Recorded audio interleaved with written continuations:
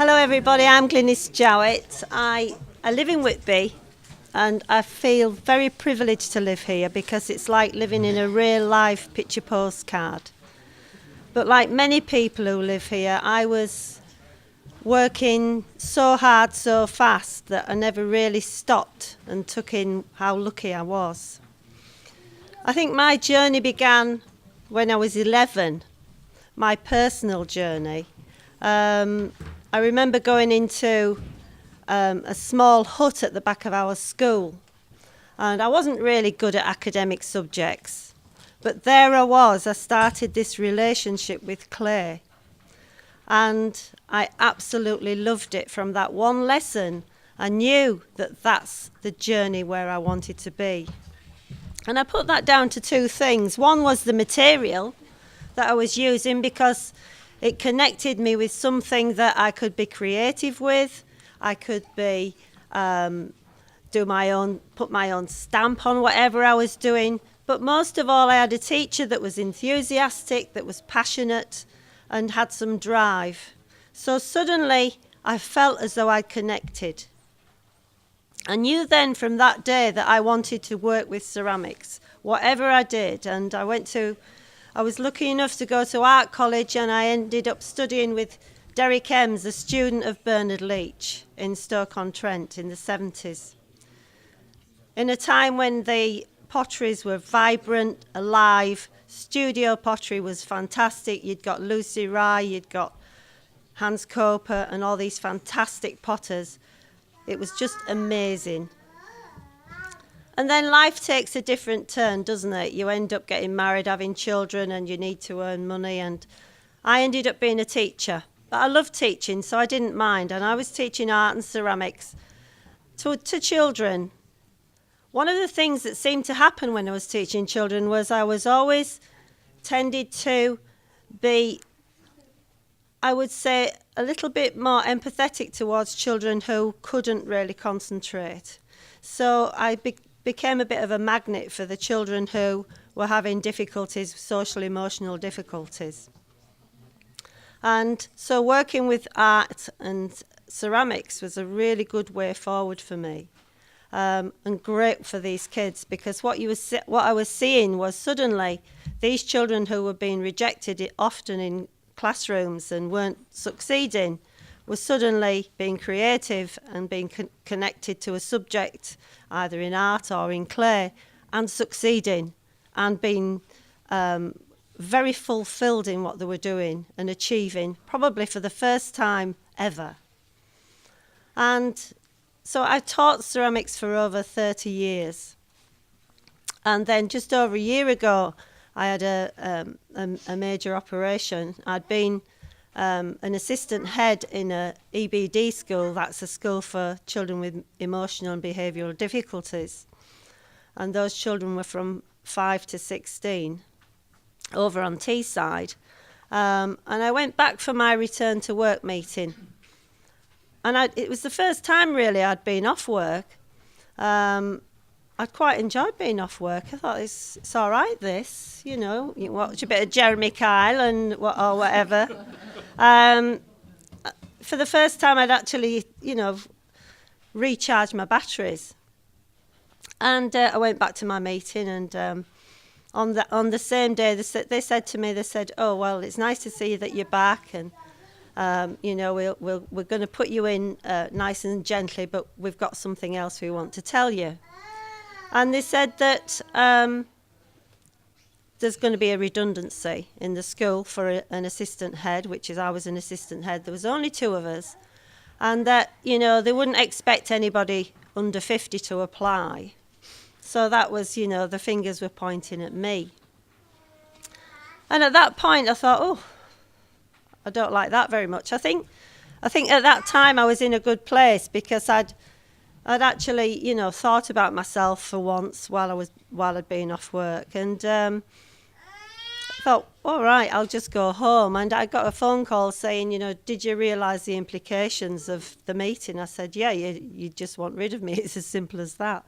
And I think most people would have felt really down, but I wasn't affected by it at all. In fact, I think probably I was more recharged than what I've ever been.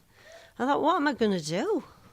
Gosh, I've taught all these kids, and I've seen so many children develop and grow and go their separate ways. What the heck am I going to do? And then I thought, right, this is it. Do I really want to work with people who don't put my well-being first? Well, no, not really. I don't. I want to, I've always put other people before myself. Is it my turn? So I decided that I would become self-employed. I live just up the road there, up from the hospital, and I've got a house with an extension at the back. So I had opportunity there to make my own studio and start doing ceramics again and start to pick it up from, I obviously been teaching it and done it, dabbled in it and things like that, but not really put my own stamp on it and be myself with it.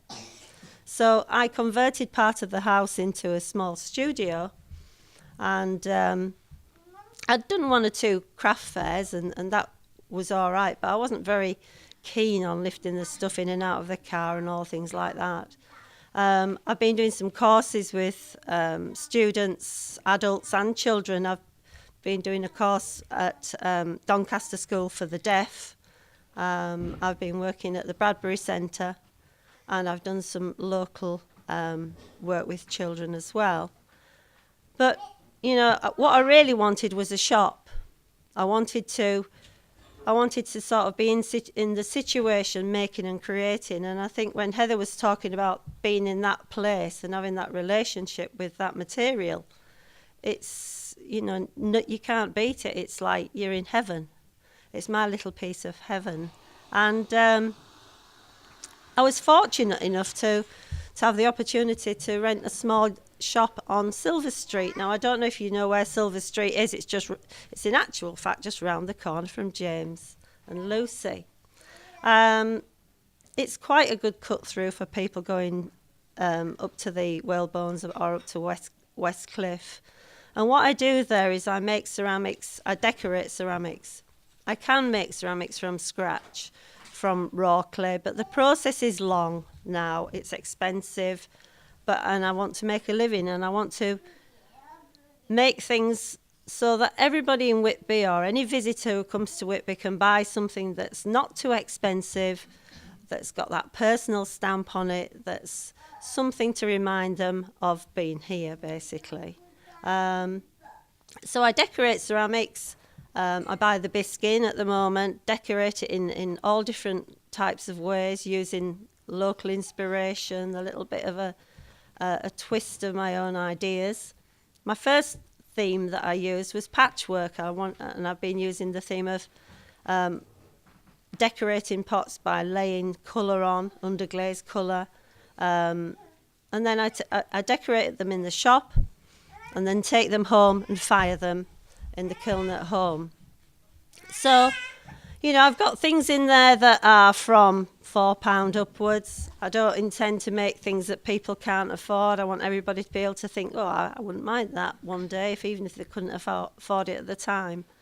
But most of all, I want people to realise that it's not just about a product. It's about when they buy something from me, it's that relationship that they're actually tapping into.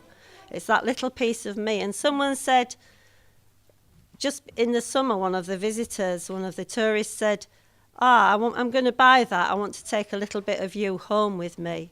And that was the best thing that anybody had ever said, because it was part of who I am. The other bit, which has been great, was the Goth weekend, because I actually did a range of pots for the Goths.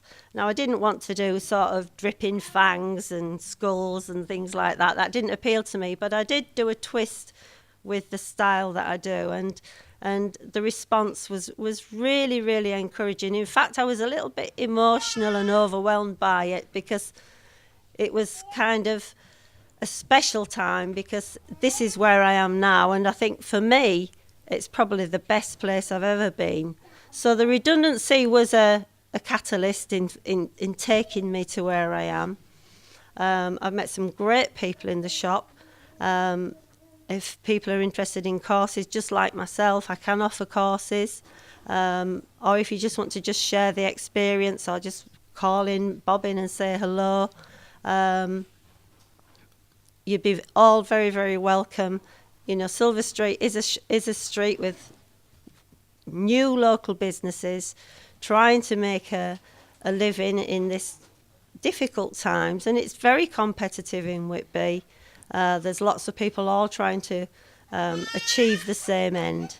So I've got some leaflets here if you're interested, and business cards. Please have a chat with me if you're keen. I also took an NVQ with the Scarborough Business Link course, which was really, really, really helpful, and I would recommend that to anybody who's thinking of going self-employed. People were really supportive, and from that I've got a business mentor, so that helps, just to keep me on my toes. And so I am learning, and if anybody's got any useful tips or advice, I'd welcome it very much. So thank you very much indeed.